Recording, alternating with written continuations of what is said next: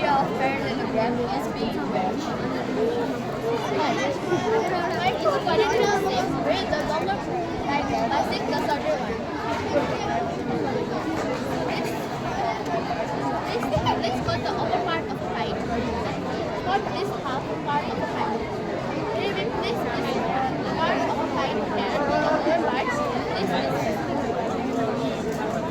Now we can see that the line has turned into a rectangle. Now the area of a line equals to the area of rectangle.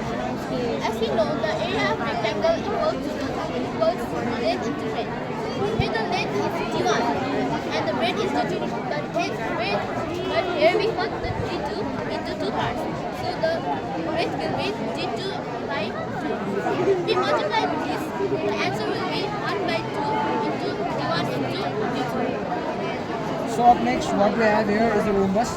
In rhombus, all the sides are equal to each other. So we have cut the rhombus, and before going to that, let's identify the diagonals, which are this. The longer side will be we'll call it d1, and the shorter side we'll call it d2. So when we have cut it from the middle, the d2 has been dissected into two parts, and we have again cut this from here to form a rectangle. So when we arrange this in a proper manner, this will form a rectangle. So we know that the area of the rectangle is L into D.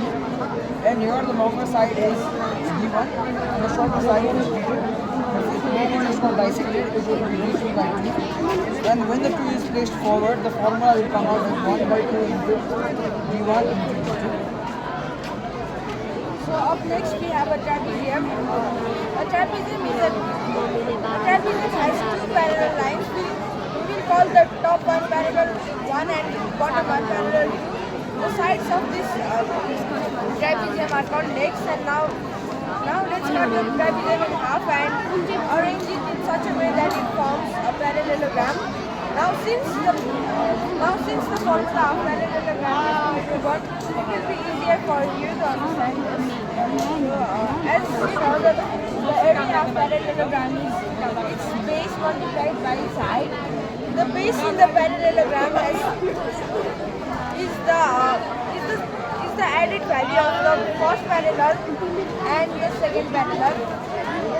So that gives our base, and the height of this trapezium has been divided by half while making a parallelogram. So we will write that height as height by 2.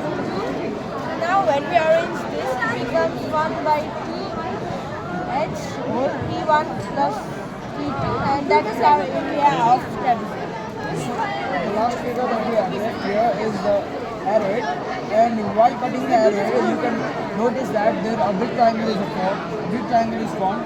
Now let's name this triangle. We are going to call this triangle P, Q, and R. And when the shorter triangle is removed, our arrowhead is formed. So this point we will call it as S, and the point where both of the diagonals meet is here. So we will call it as M. Now the area of this arrowhead is the area of the bigger arrowhead minus the area of the shorter arrowhead.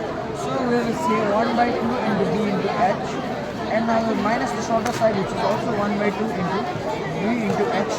Now that we know the bigger triangles, 1 by 2 breadth is PR, so we're going to write it as PR, and the breadth, the height is MQ.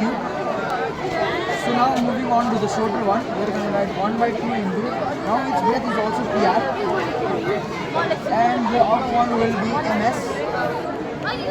So while taking out the commons that appear are 1 by 2 into PR, and now when the remaining are MQ minus MS. So the product that will come from this is 1 by 2 into PR, and the other one will come out as QS. Now we can consider that the PR is the first diagonal, is the diagonal of this arrowhead, so we're going to write it as D1, and the second QS can be also considered a diagonal, so we're going to write this as D2.